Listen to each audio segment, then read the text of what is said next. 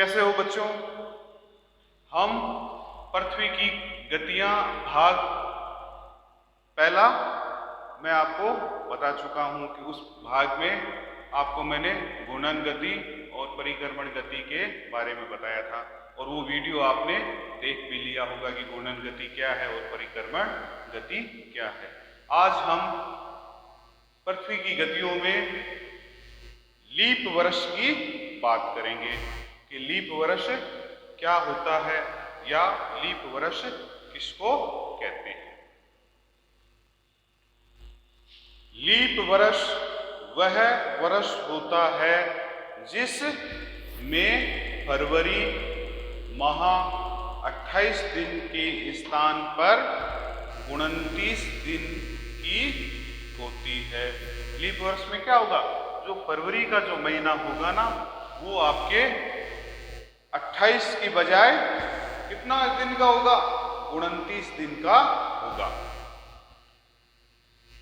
इस प्रकार लीप वर्ष में 365 दिन के स्थान पर 366 दिन होते हैं। जो वर्ष लीप वर्ष होगा उसमें क्या हो जाएगा? आप सब जानते हो कि जो एक साल है वो 365 दिन का होता है।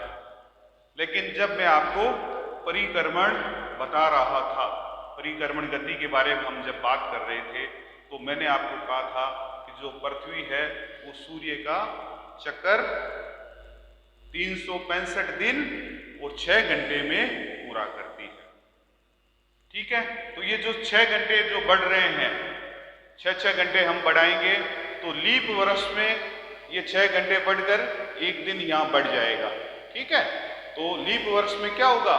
जो साल है वो 366 दिन का होगा। लीप वर्ष या इसको हम अधिवर्ष भी कहते हैं। लीप वर्ष या अधिवर्ष प्रत्येक 4 साल के बाद आता है।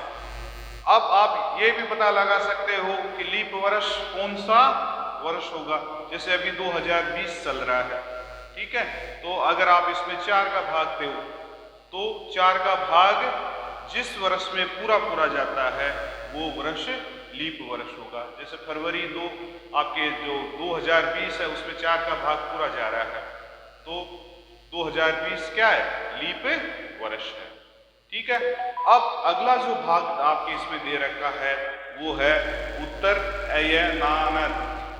उत्तर अयनानत पृथ्वी, आप सब जानते हो जब हम पृथ्वी की बात कर रहे थे तो पृथ्वी दीर्घ वर्ताकार पथ पर सूर्य के चारों ओर चक्कर लगाती है। ये बात आप सबको याद है कि जो पृथ्वी का जो पथ है वो दीर्घ वर्ताकार है। अब आपकी किताब में एक चित्र दे रखा है, जब आप एक वीडियो देखोगे तो इसमें आप एक चित्र देखना, चित्र में आपको दिखेगा, देखो तो पता चलता है कि पृथ्वी क्या है? अपने अक्ष पर एक तरफ झुकी हुई है।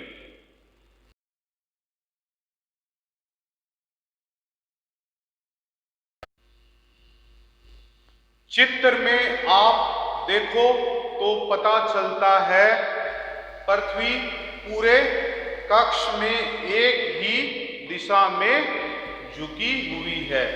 मैंने आपको इस बुक में या इस वीडियो में एक चित्र है जो दे रखा है इस वीडियो में। अगर आप उस चित्र को देखो तो आपको पता चलेगा कि पृथ्वी पूरे कक्ष में एक ही दिशा में क्या है? झुकी हुई है। सामान्यतः एक वर्ष को गर्मी, सर्दी, वसंत एवं शरद ऋतुओं में बांटा जाता है।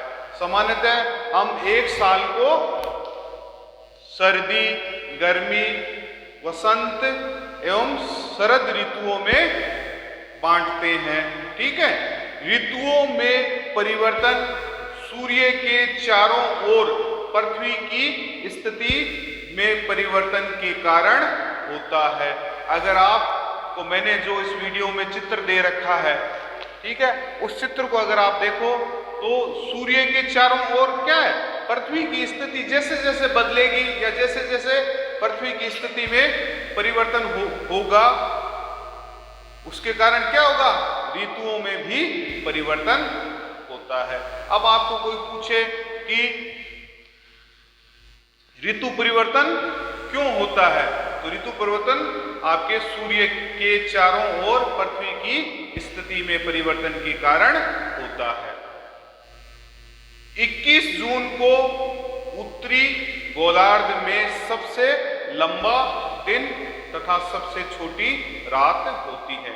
21 जून को क्या होगा, उत्तरी गोलार्ध में सबसे लंबा दिन होगा और सबसे छोटी रात होगी, जबकि इसी समय दक्षिणी गोलार्ध में क्या होगा, सबसे छोटा तो दिन होगा और सबसे लंबी रात होती है।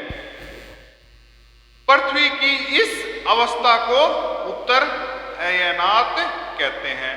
तो उत्तर अयनात की अगर आपको कोई पूछे कि किसको कहते हैं, तो हम कहेंगे कि 21 जून को क्या होगा, उत्तरी गोलार्ध में सबसे लंबा दिन होगा और सबसे छोटी रात होगी। इसी दिन क्या होगा, दक्षिणी गोलार्ध में सबसे छोटा दिन और सबसे लंबी रात होगी। इस स्थिति को, पृथ्वी की इस स्थिति को या पृथ्वी की इस अवस्था को उत्तर अयनांत कहते हैं।